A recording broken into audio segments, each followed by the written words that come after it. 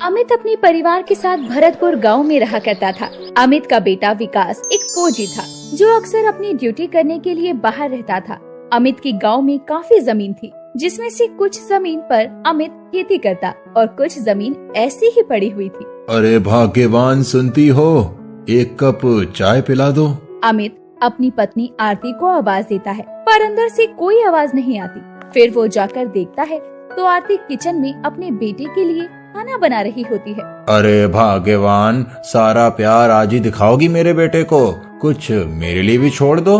माँ, बाबूजी मुझसे जलने लगे हैं। मेरा बेटा तो 6 महीने में एक बार आता है और आप तो हमेशा ही साथ रहते हैं। हाँ बेटा, जब तुम चले जाते हो तो तुम्हारी बहुत याद आती है। बाबूजी, आप इतना उदास हो जाओगे तो माँ को कौन संभालेगा? और मैं फौजी हूँ और फौजी की जिंदगी तो देश के लिए होती है।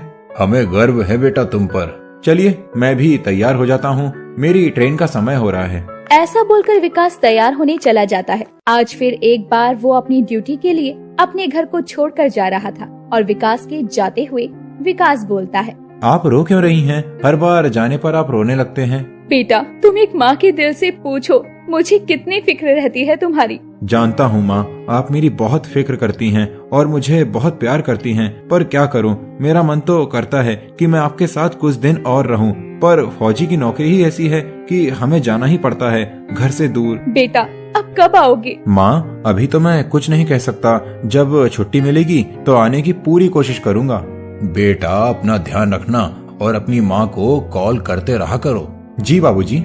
विकास ऐसा बोलकर चला जाता है और अमित और आरती की आंखों में आंसू भर आते हैं। उसके बाद कई दिन बीत जाते हैं और अमित अपने कामों में लगा रहता है। फिर एक दिन वो अपने खेत में काम कर रहा होता है, तभी उनके गांव का जमींदार घनश्याम सेठ उनके पास आता है। और भाई अमित, कैसे हो?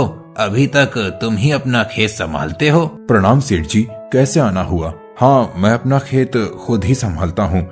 मेरा बेटा फौजी है ना, तो वो देश की शहादत पर ड्यूटी करता है। अरे, वो तो पूरे गांव को पता है कि तुम्हारा बेटा फौजी है। वो देश को बचाएगा या खेती करेगा? मैं तो तुम्हें कह रहा हूँ, आज के समय में सभी ने अपने खेत मुझे बटाई पर दे दिए हैं।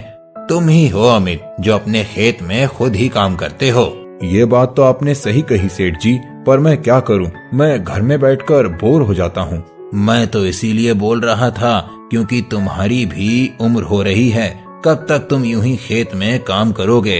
अगर तुम खेत बटाई पर दे दो तो तुम्हें घर बैठे पैसे मिल जाया करेंगे। इतना कहकर घनश्याम तो वहाँ से चला जाता है और अमित अपने खेत में काम पर लग जाता है। और शाम को घर जाकर अमित ये बात अपनी पत्नी आरती को बताता है। तब आरती बोलती है, सही कहा है सेठ जी ने, आप अपनी जमीन उन्हें बटाई पर दे दो। वैसे भी आपकी उम्र हो रही है, घर बैठे पैसे आ जाएंगे तो अच्छा ही रहेगा। कहे तो तुम ठीक रही हो, मैं कल ही जाकर घनश्याम से बात करता हूँ।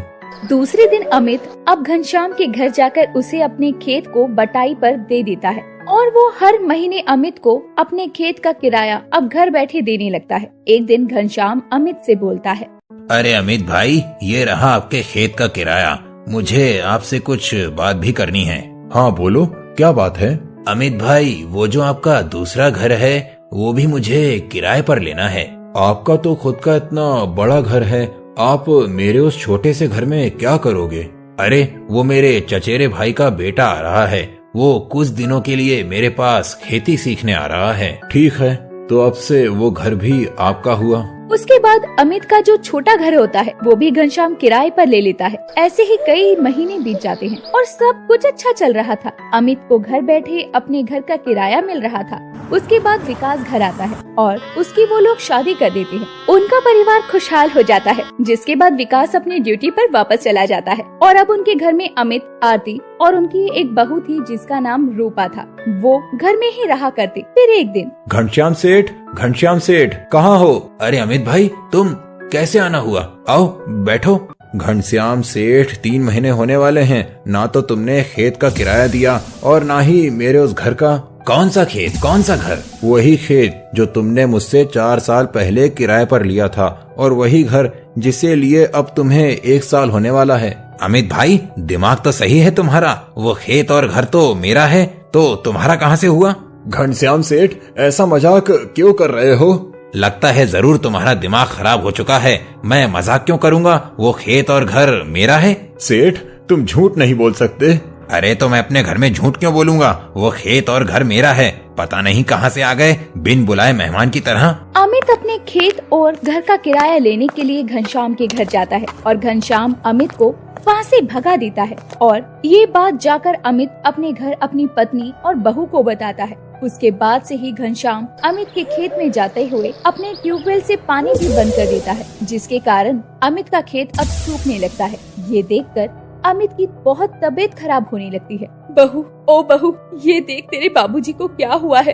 क्या हुआ? उठो, उठो ना। क्या हुआ मम्मी जी? अरे बाबूजी, मम्मी जी, बाबूजी को क्या हुआ?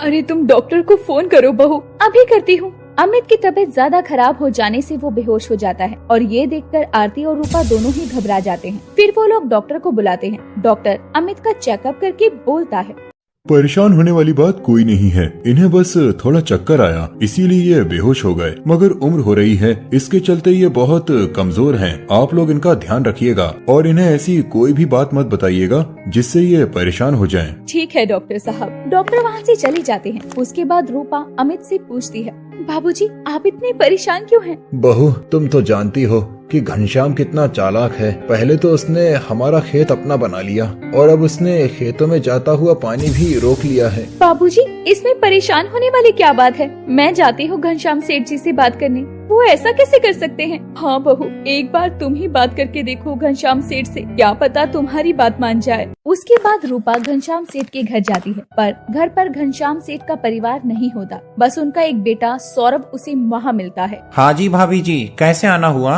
वो मैं अंकल जी से खेत के पानी के लिए बात करने आई थी। पापा जी तो घर पर नहीं है, आप मुझे ही बता दीजिए क्या बात करनी है। वो अगर आप पानी का ट्यूबवेल खोल देते तो हमारे खेत में भी पानी चला जाता। भाभी जी, मैं तो ट्यूबवेल खोल दूंगा, पर उसके बदले आप मुझे क्या दोगे? मतलब क्या है आपका? मैं समझी नहीं। अब मतलब भी मुझे समझाना पड़ेगा। सौरभ की ये हरकत देखकर रूपा वहाँ से रोती हुई घर वापस आ जाती है और वो अपनी सास ससुर को कुछ नहीं बताती। वो अपने कमरे में जाकर बहुत रोती है और रोते रोते विकास को फोन कर देती है। विकास सारी बात सुनकर गुस्से में भड़क जाता है। फिर दूसरे ही दिन वो छुट्टी लेकर घर आ जाता है। घर आते ही सबसे पहले वो अपने पिताजी का शहर के अस्पताल में चेकअप करवाता है। उसके बाद वो घनश्याम के घर जाता है। घनश्याम काका, घनश्याम काका, कहाँ हो? अरे विकास, तुम कब आए? कैसे हो बेटा? प्रणाम घनश्याम काका, ये सब छोड़ो, मैं तुमसे जरूरी बात करने आया हूँ। मुझे पता है तुम किस बारे में बात करने आए हो। रुको,